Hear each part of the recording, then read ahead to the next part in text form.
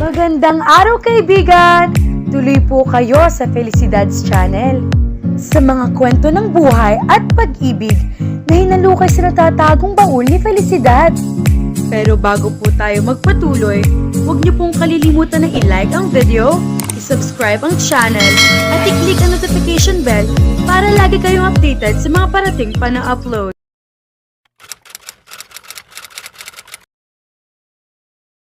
Abay, dapat mo nang kalimutan si Gray kung ikakasal na pala siya, sabi ni Ellie. Biyaheng Quiapo, balik-balik ang ruta nito. Nagbolontaryo siya na maging konduktora nito para kahit paano ay may kitain siya.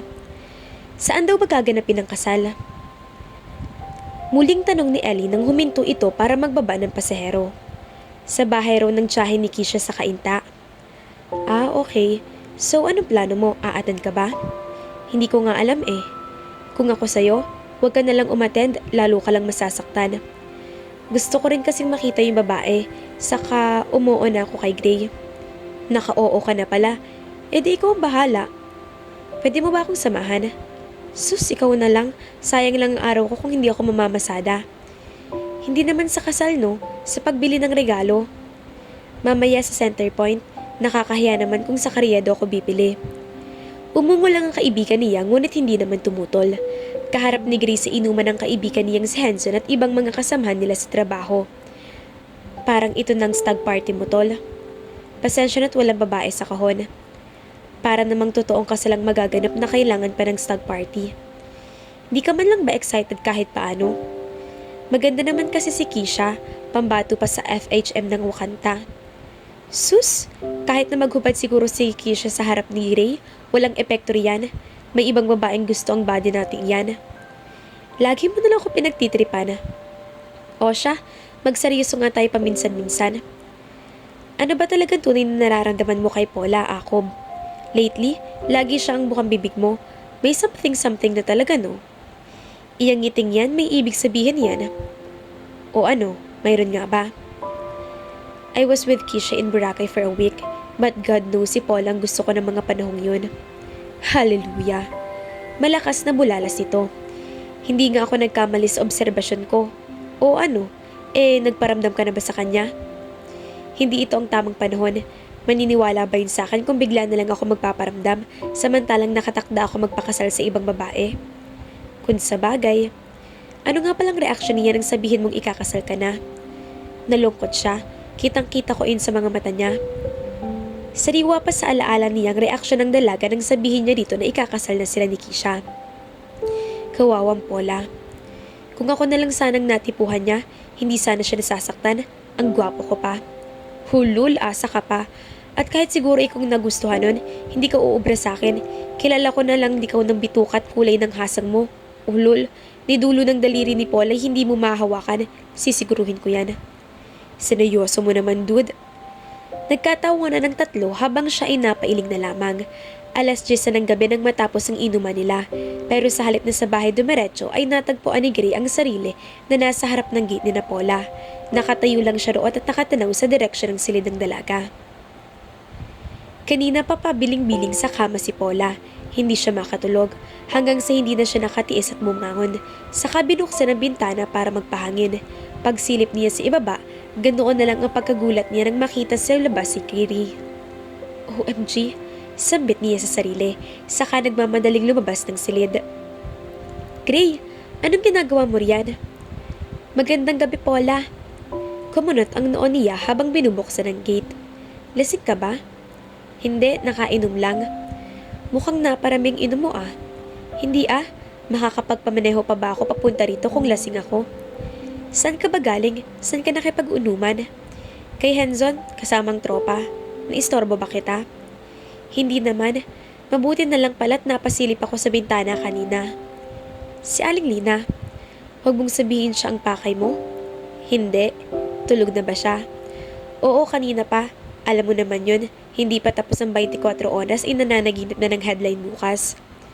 Kung ganoon, baka pwede kitang iyain magpahangin sa labas? Nandito na tayo sa labas ah. Maglakad-lakad muna, ibig kong sabihin, para mawalang pagkahilo ko. Sandalit magpapalit lang ako ng damit. Mabilis na tumalilis siya at pagbalik niya ay nakamaong shorts at baby t-shirt na siya. Okay, ready na. Tara. Nabigla siya nang biglang akbayan siya nito. Gusto niyang ilayo ang katawan pero hindi niya nagawa dahil gusto naman iyon ang kanyang puso. Naglakad siya palayo ng bahay.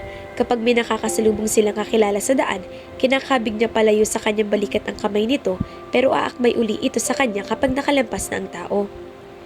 Baka mapagkamalan nila ng boyfriend kita ha? Ano naman, nakakahiya ba? Gwapo naman ako ah. Anong ano naman, ikakasal ka na no? Hindi naman niya napigilan ang pagkirot sa kanyang dibdib. Naalala na naman niya iyon, hindi ito nakasagot. O ano, magkape muna tayo? Sige. Pagpasok nila sa loob ay pinaupo siya nito sa sofa sa sala. Pagkatapos ay dumiretso ito sa kusina para magtimpla ng kape. O itong kape mo. Dito pala tayo pupunta sa bahay mo, sana sumakay na lang tayo sa kotse mo. Magta-tricycle na lang ako pag uwi. Hindi kita pa uwiing mag-isa. Kinuha kita tapos mag-isa kang uuwi. Ano naman ang tingin mo sa akin? Hindi pwede yon. Baka may mangyaring masama sa'yo at hindi ko kayanin. Para namang syota mo ako kung makapagsalita ka. Sumeryoso ang mukha nito. Alam mo ba kung anong gusto kong gawin bukas? Gusto ko pumunta sa isla. Kasama ang jowa mong si Kisha. Hindi siya. Ikaw. Para maging tagabitbit ng mga gamit mo? Hindi. Gusto kong makasama ka maghapon. Na tayong dalawa lang. Nagkukwentuhan. Nagtatawanan. Nagkukulitan. Biglang naging paos ang tinig na sabi nito. I just wanna be with you. Kiss you senseless all day and all night long. Nanlaki ang mga mata niya at naging eratiko ang tibok ng puso.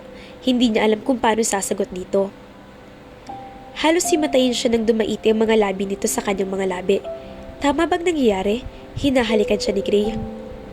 Paula. Paula. Nang ibuka niya ang bibig para patigilin sana ito sa ginagawa, sinamantala naman ito iyon. Mabilis na pumaloob ang dila nito sa kanyang bibig.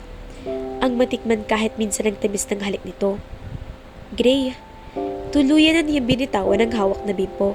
Ipinulot niya ang dalawang kamay sa batok nito at kahit iyon, ang unang pagkakataon na nahalikan siya, hindi naging mahirap para sa kanya ang tugunin ng mainit na halik nito. Kinabig nito ang kanyang baywang gamit ng isang kamay, dahilan para lalong magdikit ang kanilang mga katawan. Napapikit siya sa kakaibang emosyon na nararamdaman niya. Lalo pang lumalim ang halik nito. Ang isang kamay nito'y dumapos sa kanyang dibdib. Para siyang lalagnatin na ewan. Hindi nagtagal ay dumako ang palad nito sa kanyang dibdib. Pati yata talampakan niya ay nag-init. Paula. Mabilis na itinaas ito ang suot niyang pang-itaas. Paula? Hindi niya kayang salubungin ang titig nito. Hindi dapat nangyari iyon, Gray. I know. And I'm sorry. Hindi ko lang napigilan ang sarili ko. Hindi yata tama na nagpunta tayo rito. Mabuti pa'y umalis na tayo. Tumango siya. Wala silang imikan habang pauwi. Paula, galit ka ba? Hindi. Hindi ko sasabihin na pinagsisihan kong nagawa ko. Hindi ko na lang napigilan ang sarili ko kanina dahil mahalay ka sa akin. Hindi man na yun ang direktang inaasam niya na marinig mula rito na kontento na rin siya. Ginitian niya ito na sinuklian ito ng isang mahigpit na yakap. Hindi niya mapaliwanag pero ramdam niya na waring kakaiba ang yakap ng inang binata. May dalawang teenager na nagiinuman sa tapat ng isang tindahan malapit sa eskinitang dinaanan nila. Pare, tagay muna. Kilala mo sila? Hindi. Akmang lalampasan nila ang dalawa pero iyong isang panglalaki na mas mataba sa dalawa at naninigarilay humarang sa dinaraanan nila. Pre, may tolfing dumadaan dito sa teritoryo namin. Talaga? Kailan pa? Mababakas ang pagkairita sa tinig ni Gray. Walang sindak o pangimiman lang sa mukha nito kahit papalapit ang iyong lalaking hubad paro. Tara na. Relax lang. Kung wala na kayong pambili ng alak, mabuti pang magsiuwi na kayo. Ah, ganun? Pinitik ng maton palayo ang hawak na sigarilyo sabay angat ng kamay at uupakan sana ng gwapong mukha ni Gray. Pero naging mabilis ang kilos ng huli at naunyahan agad nito na suntok sa tiyan. Gray, tama na. Umalis na tayo rito. Sumugod na rin ang isang panglalaki. Akmang uon dyan dito ang suntok ni Gray pero umangat naman ang isang paa at sulit na pasapol sa tagiliran ng kalaban. Gray, tama na. Nang saglit na lingunin siya nito ay natsampuhan ito ng matabang lalaki at nadali sa mukha. Muntik pa tuloy mapasubsob si Gray. Gray, okay ka lang? Oo naman, nagpatama lang ako para mapasubsob sa'yo. Para sa'yo itong mga ipapatako na maaaskad na pagmumukha nila, Irog. Nakuha pang magbiro ng sabi nito, saka sinalubong ang dalawang sumusugod na kalaban. Papalit-palit ang suntok at tadyak na ginawa nito sa dalawa. Maya-maya ay may dumating ng barangay tanod. Hala, lahat kayo doon sa barangay, sabi ng isang tanod. Ano ba yan mga ka-Felicidad? Aasa na naman si Paula na mahal din siya ni Gray, pero ikakasal pa rin ang binata at hindi alam ni Paula na peke ang kasal. Abangan!